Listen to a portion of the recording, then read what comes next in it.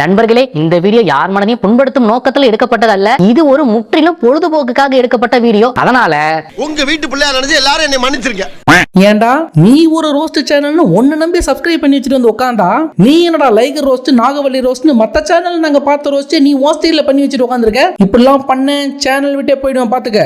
Dear subscriber, இனிமே நம்ம சேனல்ல புது புது ரோஸ்டா போட சொல்லிருக்கேன். இப்ப வந்துருவான், புது ரோஸ்டோட வந்துருவான். வணக்கம் நண்பர்களே. என்னப்பா என்ன ரோஸ்ட் கொண்டு வந்திருக்க? சார், இதுவரையும் எந்த சேனல்லையுமே ரோஸ்ட் பண்ணாத பிப்ரவரி 31ங்கிற படத்தோட ரோஸ்டோட வந்திருக்கேன். ஷூர், பிப்ரவரி 31 ரோஸ்ட் தானே? பிப்ரவரி 31 வாங்க வீடியோக்குள்ள போலாம். டைட்டில கேட்டதுமே கேனத்தனமா ஏதோ யோசிச்சு வச்சிருக்கானுங்கன்னு நினைச்சிட்டேன். ஆனா அப்புறமா தான் தெரிஞ்சது படமும் கேனத்தனமா தான் யோசிச்சு எடுத்து வச்சிருக்காங்கன்னு. இது ஒரு ஹாரர் த்ரில்லர் படம். படத்தோட ஓப்பனிங்ல ஒரு பேர் ஒரு பெரிய பங்களால ஸ்டே பண்றாங்க. அது என்னடா பேய் படம்னால பெருசா இருக்க வீட்டுல மட்டும் தான் பேய் ஸ்டே பண்ணுமா? ஏன் இந்த குடிசை வீடு, ஓட்டு வீடு, இந்த மாதிரி வீட்டெல்லாம் பேய் ஸ்டே பண்ணதா? அந்த ஜோடி அந்த வீட்டுல ஸ்டே பண்ண ஆரம்பிச்ச உடனே அவங்க கையில இருக்கிற கேமரா எடுத்து vlog பண்ண ஸ்டார்ட் பண்றாங்க. வீட்டுக்குள்ள போன உடனே vlog எல்லாம் எடுத்து முடிச்சிட்டு அன்னைக்கு நைட்டு இங்க அம்மனு தூங்கிடுறாங்க.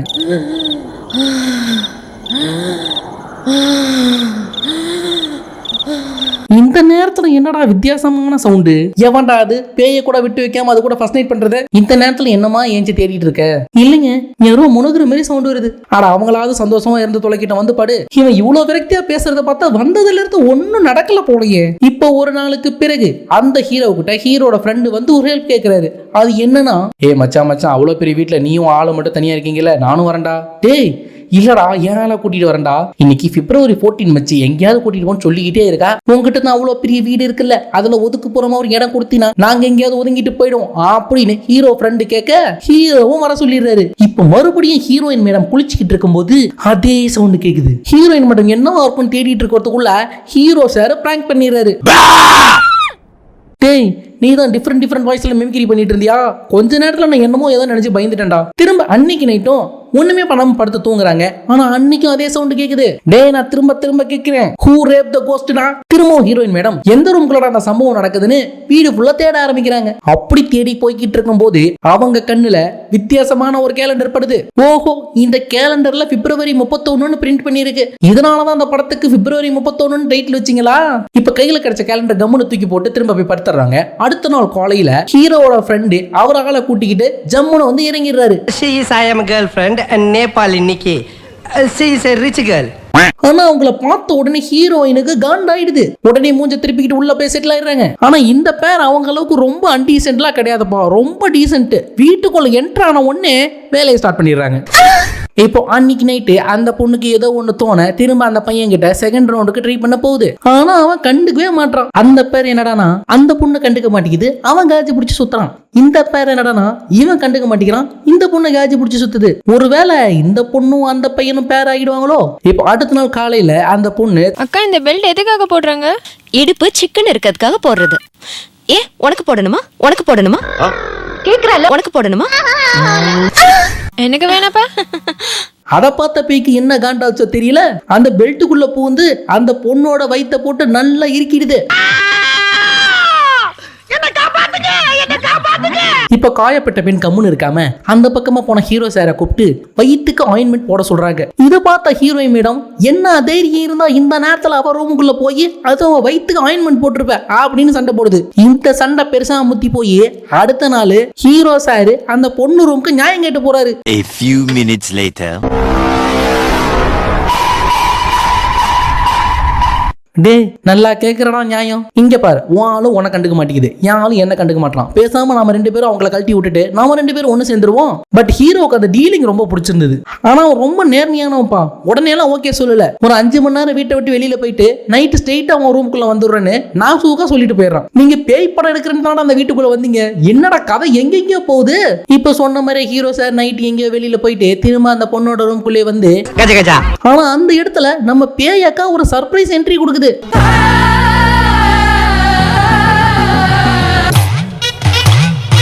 What a surprise! இப்போ இந்த பேயக்கா இவங்க ரெண்டு பேரையும் போட்டு லெஃப்ட் ரைட் வாங்க.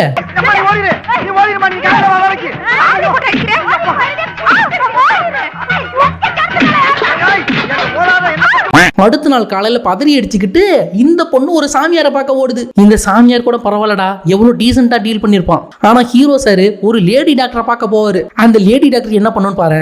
நேத்ரா உங்களை குத்த வரும்போது நீங்களும் அனிதாவும் ட்ரெஸ் போட்டிருந்தீங்களா போடாம இருந்தீங்களா? ட்ரெஸ் போட்டிருந்தேன் டாக்டர். இப்பதான் டாக்டர் ஸ்டார்ட் ஆச்சு. ஓ, ஸ்டார்டிங் ட்ரபிள். ஏமா அவன் பேயால ப்ராப்ளம்னு சொல்ல வந்தாமா, நீ அவனுக்கு என்ன ப்ராப்ளம் இருக்குன்னு கேட்டு தெரிஞ்சுக்கிட்டு இருக்க. ஹீரோ சார் இங்க டாக்டரை பார்த்துக்கிட்டு இருக்கும்போது அந்த பொண்ணு அந்த சாமியார்கிட்ட நடந்த விஷயம் எல்லாத்தையும் சொல்லுது. அந்த சாமியார் அவரோட ஞான கண்ணால பார்த்து அந்த பேய் இன்னைக்கு நைட் யாரோ ஒருத்தரை போட்டு தள்ள போகுது, முடிஞ்சா போய் காப்பாத்துங்க அப்படின்னு சொல்லி அனுப்பி வச்சிடறாரு. இப்ப ஹீரோ சாரும் ரிட்டர்ன் வீட்டுக்கு போயிட்டு ஹீரோயின் மேடமை பார்த்து சமாதானம் பண்ணலான்னு போகும்போது திரும்ப பேயக்கா உள்ள பூந்து கர்ப் அப்படின்னு சொல்லி மயக்கம் போட்டுருது. என்னடா கருப்பு அப்படின்ட்டு மயக்கம் போட்டுருச்சு. அவ கருப்புன்னு மட்டும் சொல்லல, கற்பகம் அப்படின்னு சொல்ல வந்திருக்கா. கற்பகம் யாரு? இங்க கேள்விப்பட்ட பேரா இருக்கு. ஆனா நம்ம வீட்டு வேலைக்காரி பேரு. உடனே ஓடி போய் வேலைக்காரி கிட்ட, இந்தாமா உன் பேர் கற்பகமா, இவ்வளவு நாளா வேலை செய்ற எனக்கே தெரியல, ஆமா உன்னை யாரு கருப்புன்னு கூப்பிடுவா அப்படின்னு சொல்லி கேட்க, அப்புறமா தான் அந்த பேயக்காவோட பேரு ரிவீல் பண்றாங்க. அந்த பேயக்காவோட உண்மையான பேரு அம்சவல்லியா.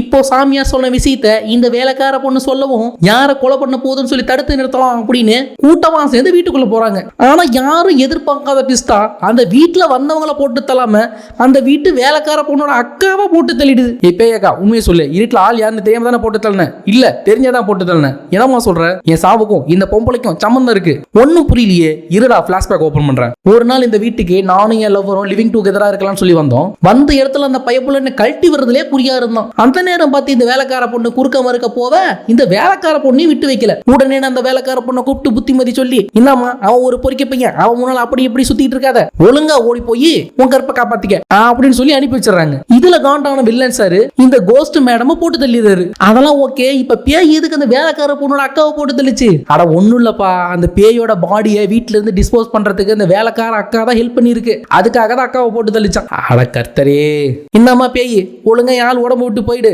அதெல்லாம் முடியாதுடா. நான் இந்த வீட்டை விட்டு போகணும்னா எனக்கு 2 விஷயம் நீங்க பண்ணி ஆகணும். ஒண்ணு, நீங்க 2 பேர் அவங்க ஆளு கூட நேர்மையா இருக்கணும். ஐயோ அது ரொம்ப கஷ்டமாச்சே. டேய் சரிம்மா இருக்கும். நம்பர் 2 என்ன ஒருத்தன் இந்த வீட்டுக்கு கூட்டிட்டு வந்து காலாவதி ஆக்கினானே, அவனை கூட்டிட்டு வா, அவனை நான் கண்டம் பண்ணிட்டு தான் போவேன் அப்படின்னு சொன்னதும் இவனுங்க அவனை எங்கெங்கயோ போய் தேடுவான்னு பார்த்தா அப்புறமா புது ட்விஸ்ட், அந்த வில்லன் சார் இவனுங்களோட காலேஜ் சீனியரா. நிக்கில் எனக்கும் வினத்துக்கும் காலேஜ் சீனியர் தான். லிவிங் டுகெதர்ங்கிற கல்ச்சரே எங்க காலேஜ்ல பரப்புனது அவன் தான்.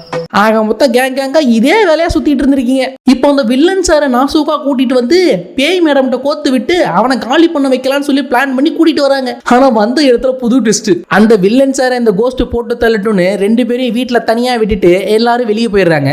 அந்த நேரம் பார்த்து அந்த சாமியாரோட அசிஸ்டன்ட் சாமியாரு வில்லன் சார் கிட்ட பணத்தை வாங்கிக்கிட்டு அந்த கோஸ்ட விரட்டி விட்டுறாரு. சாமி நம்ம பிளான் பண்ண மாதிரி இன்னார அந்த பேய் அவனை போட்டு தள்ளி இருக்கும்ல, தம்பி ஒரு சின்ன டெக்னிக்கல் ஃபால்ட் ஆயிடுச்சுப்பா. என்னாச்சு சாமி? என் சிசி புள்ள நம்மள சிறப்பா செஞ்சு விட்டாம்பா. யோ என்னையா சொல்ற? ஆமாப்பா, அந்த வில்லன் கிட்ட காசை வாங்கிட்டு பேய ஓட்டி விட்டாம்பா. இப்ப என்ன சாமி செய்யுது? உங்களை நம்பி தானே நேத்ராவை நான் கூட அனுப்புனேன். ஆமாப்பா, இப்ப அந்த வீட்டுல பேய் இல்லப்பா, அவன் ஆளுதான்ப்பா அந்த வில்லன் கிட்ட மாட்டிக்கிட்டு இருக்கு. அட பாவீங்களா, நானே இன்னும் முழுசா பாக்கலையேடா, அதுக்குள்ள என் கையால தூக்கி இன்னொருத்தங்கிட்ட கொடுக்க வச்சிட்டீங்களேடா. டேய் ஏதோ ஒண்ணு பண்ணுங்கடா, யாழ காப்பாத்துங்கடா.